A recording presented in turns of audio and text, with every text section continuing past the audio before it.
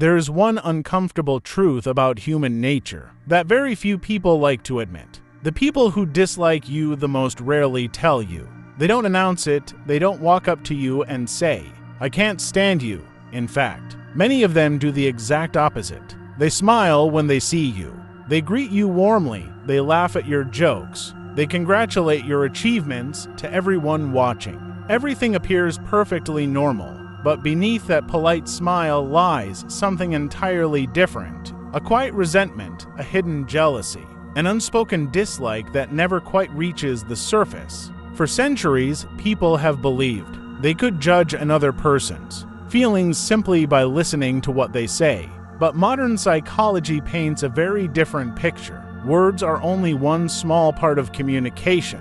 Every conversation is filled with subtle signals that most people never consciously notice. A slight hesitation before answering, a smile that disappears too quickly, a body that quietly leans away while the mouth politely says, "It's nice seeing you."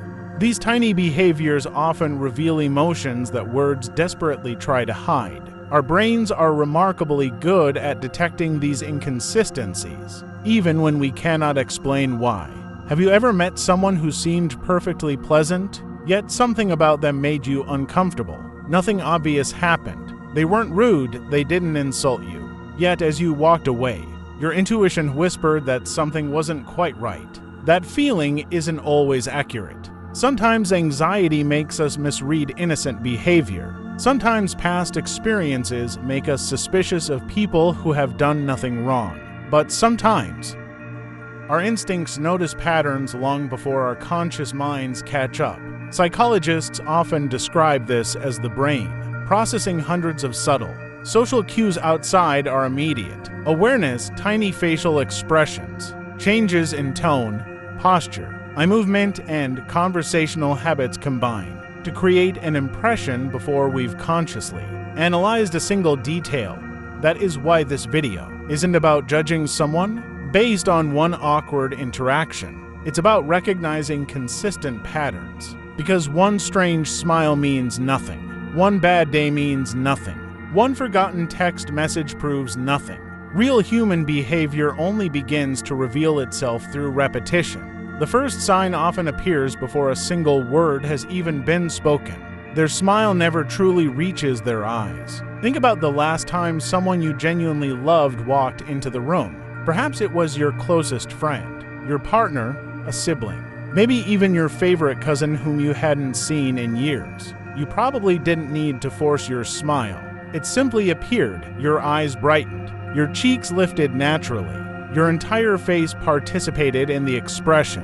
Psychologists sometimes refer to this as a genuine smile, a smile that involves not only the muscles around the mouth, but also the muscles around the eyes. While people can deliberately smile, it's often harder to fake every element of genuine enjoyment. Now imagine someone greeting you with only their lips. Their mouth curves upward, their eyes remain almost emotionless. Within a second, the smile disappears. It's gone before you've even finished saying hello.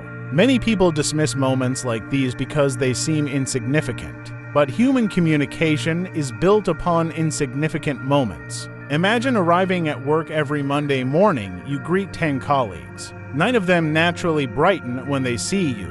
The 10th smiles only because social etiquette demands it. Week after week, month after month, nothing openly hostile ever happens. Yet something always feels slightly distant. Your mind notices the emotional difference even if you cannot immediately explain it. This doesn't necessarily mean the person dislikes you.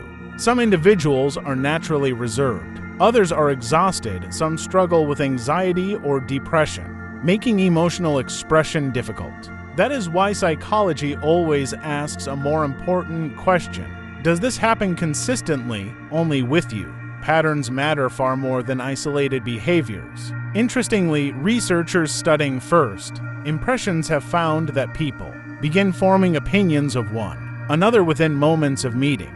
Those impressions may later change, but they influence countless unconscious behaviors, from how warmly we greet someone to how long we maintain eye contact, which brings us to something even more revealing than a smile: curiosity, or rather the absence of it. They show surprisingly little interest in your life. Human beings are naturally curious about people they enjoy. It happens almost automatically. How was your interview? Did your sister recover? How did your holiday go? Did you ever finish writing that book? Questions like these seem ordinary, but psychologically, they reveal something profound: attention. People invest attention where emotional interest exists. Think about your closest friend. You probably remember details about their life without even trying.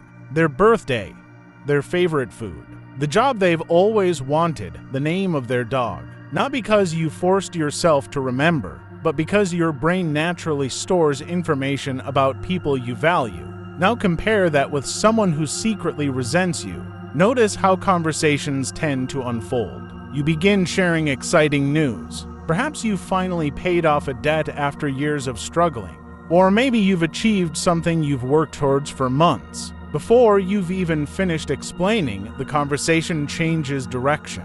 Suddenly, they're talking about themselves, their achievements, their problems, their plans. Without realizing it, you've become an audience rather than a participant. At first glance, this may simply appear selfish, but over time, it can reveal something deeper. People who genuinely enjoy your company usually want to understand your experiences. Even if they cannot relate, they remain curious. Curiosity is one of the clearest expressions of respect. Its absence often creates emotional distance. This becomes especially noticeable when someone repeatedly forgets important things you've shared. You mention an important exam. Next week, they've forgotten. You tell them about your new business. A few days later, they ask whether you're still unemployed. You explain that your grandmother is in hospital. Later, they casually ask why you've seemed stressed recently. Again, one forgotten conversation means absolutely nothing. Life is busy. Everyone forgets things. But repeated indifference sends a subtle message. Your life simply isn't important enough for their attention. Psychologists sometimes discuss the role of selective attention, the tendency for people to notice and remember information that feels personally meaningful to them. While many factors influence memory, emotional interest often affects what we naturally pay attention to. Then comes an even more uncomfortable sign, one that often hides beneath humor. Every achievement quietly becomes a competition. Imagine you've spent years saving money. You finally buy your first car. You're proud, not because it's expensive, but because it's yours. You excitedly tell someone you consider a friend. For a brief moment, they smile. Then comes the response. My neighbor bought a newer one last month. The excitement disappears almost instantly. Or perhaps you finally receive a promotion after years of hard work. Instead of celebrating your achievement, they immediately begin talking about someone who earns twice your salary. Maybe you lose weight after months of discipline. Their reply, my cousin lost even more. Notice what keeps happening. The focus never remains on your success. It immediately shifts somewhere else. Somewhere bigger, somewhere better, somewhere that quietly diminishes what should have been your moment. This behavior is often linked to social comparison, a psychological process where people evaluate themselves in relation to others. Comparison is a normal part of being human. Most of us do it from time to time. The difference lies in what follows. Supportive people compare without taking away from your achievement. Someone who feels threatened by your progress may instinctively redirect attention elsewhere. Sometimes they don't even realize they're doing it. Their discomfort speaks before their awareness does. You announce a dream. They announce someone else's bigger dream. You celebrate progress. They remind everyone how far you still have to go. Little by little, your victories stop feeling like victories. You begin questioning whether you're allowed to feel proud of yourself. And that is exactly why emotional comparison can be so damaging. Not because someone openly criticizes you, but because they quietly teach you that nothing you achieve is ever enough. Yet perhaps the strongest test of hidden resentment doesn't happen when life goes badly. It happens when life goes wonderfully, because success has an extraordinary way of revealing what people truly feel. If there's one mistake people often make after learning about psychology, it's believing every behavior has a simple explanation. Someone avoids eye contact. They must dislike me. Someone forgets your birthday. They're fake. Someone seems distant. They secretly hate me. Real life is rarely that simple. The same behavior can have many different causes: stress, grief, anxiety, depression, cultural differences, personality, simple distraction. This is why responsible psychology encourages observation before judgment. Instead of asking, "Does this one behavior prove they dislike me?" ask yourself, "Do I consistently see several of these patterns over time?" Healthy relationships are built on trust, mutual respect, curiosity, celebration, psychological safety. You shouldn't have to earn basic kindness by shrinking yourself. You shouldn't feel guilty every time something good happens in your life. And you shouldn't spend years chasing the approval of someone who has already decided not to see your value. Here's another truth that many people spend far too long resisting. Not everyone will like you. No matter how kind you are, no matter how successful you become, no matter how carefully you choose your words, someone, somewhere, will misunderstand you.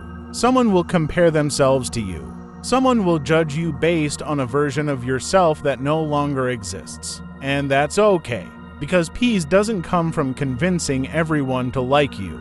Peace comes from recognizing where your energy is appreciated and investing more of yourself there. Pay attention to the people who celebrate your victories without making them about themselves. Notice those who ask sincere questions because they genuinely care about your answers. Stay close to the people who remember your progress more than your failures. Those are the relationships that nourish confidence instead of quietly draining it. At the end of the day, psychology isn't about becoming suspicious of everyone around you. It's about understanding human behavior with wisdom, empathy, and balance. Sometimes you'll discover that your instincts are right. Other times, you'll realize someone was fighting battles you never knew existed. The goal is not to become cynical. The goal is to become aware, because awareness helps us choose healthier relationships, communicate more thoughtfully, and protect our emotional well-being without rushing to judge the people around us. If you enjoyed this journey into the hidden psychology of everyday interactions, subscribe for more explorations. Until next time, stay curious.